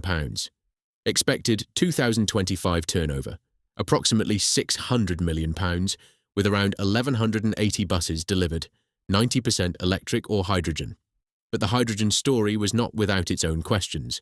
Aberdeen City Council voted in late February 2026 to sell its 25-bus hydrogen fleet, the very fleet that had been the flagship, the proof of concept, the world's first. The buses had been out of service since July 2024 due to persistent failures at the hydrogen refuelling stations at Kitty Brewster and Cove. The council's statement was blunt. The decision reflected significant advancements in electric vehicle technology, and demand for hydrogen in transport has diminished. The poster child of Bamford's hydrogen bet was being put up for sale by its most prominent customer, and outgoing CEO Jean-Marc Gayles, the former Lotus Cars chief who had driven the post-2023 expansion before transitioning to deputy chairman from December 2025, sounded a warning about a different threat entirely. Chinese manufacturer BYD. "What we want is a level playing field," he told the Sunday Telegraph, "not one where competitors from a particular country get better conditions than all of the others. BYD are a giant, and we have taken that crown. But if people are going to take you seriously as an exporter, you have to be number one at home. And if there is unfair competition, how long can we win?" The phoenix had risen, but the sky above it was not entirely clear. Chapter 14. What remains? The reckoning is still unfinished. The Department for the Economy's Insolvency Service initiated directors' disqualification proceedings against 14 former Wrightbus directors under the Company Directors Disqualification, Northern Ireland, Order 2002, a statute that permits bans of between 2 and 15 years. 5 of those cases have ended. 9 remain contested at the Belfast High Court. The respondents include Jeff Wright, his sisters Amanda Knowles and Lorraine Rock, former chairman and CEO Mark Nodder, and other former senior executives whose names, Mark Johnston, Brian Mabin, Robert Burr, appear in the Companies House records of the companies they directed. Sir William Wright was among the original respondents, but he died on the 24th of July 2022, aged 94. The proceedings against him abated with his death. At the most recent public hearing, in early February 2025, before Bankruptcy Master Kelly at the High Court in Belfast, Department Counsel Philip McAteer pressed for progress. We are at the stage where we need to get on with it. There's an estimate that we could be looking at a 6-week hearing. Wayne Atchison KC, appearing for 3 respondents, replied that disclosure was incomplete. There is a public interest and reputational issues attached to this. The Department for the Economy had spent over £36,000 on legal fees as of December 2025. Deloitte's administrators took civil action against Green Pastures to claw back money. 2 cases against the church were settled out of court. The settlement amount has not been publicly disclosed. The legal basis, whether preference, transactions at undervalue, or unlawful dividend recovery, has not been published. The Charity Commission for Northern Ireland opened a concern into Green Pastures in May 2022.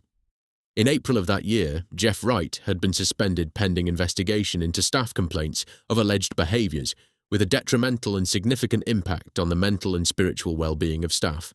8 executive team members resigned, stating in their collective email, "It is our understanding that the lead pastor has formally informed the board and spiritual oversight that he intends to disregard the process they put in place and that he will be returning to his duties tomorrow.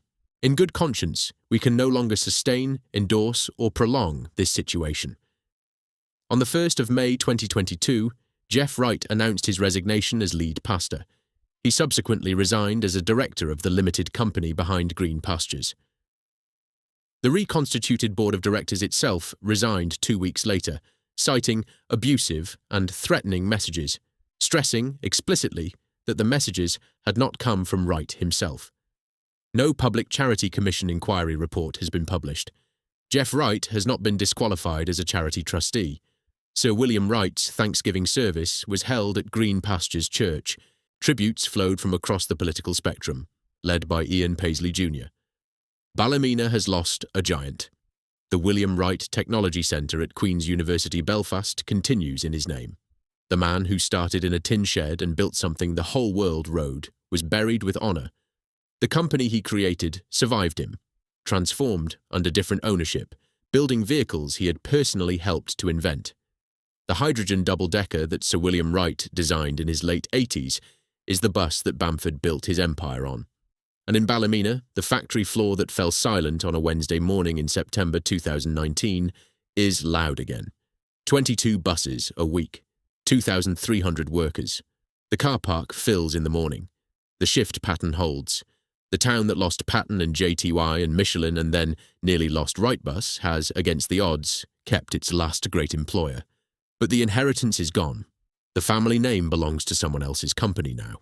The church stands on its 97 acres at Bally, funded by money that came from bus workers' hands. The director's disqualification hearing will run, eventually, for 6 weeks in a Belfast courtroom, and the question it will answer is a narrow legal one about duties and conduct. It will not answer the larger question, the one that Fiona Knowles, Sir William's granddaughter, answered in her own way on the day the factory closed, when she stood outside the gates and said what everyone in Ballymena already knew. Our family has been destroyed by this, and it could have been avoided. A tin shed in 1946, a bus that defined London, a church that swallowed the factory, a rescue that came from outside, 2,300 workers building hydrogen buses where their grandfathers once welded steel. That is the Wrightbus story, not just through one failure, not through one villain, not through one decision made in one room on one afternoon. A family, a factory, a faith, and the distance between what they built and what they lost, measured in the lives of 1,200 workers who walked through those gates for the last time on a Wednesday morning in September, pushing their tools ahead of them into a future that had arrived without warning,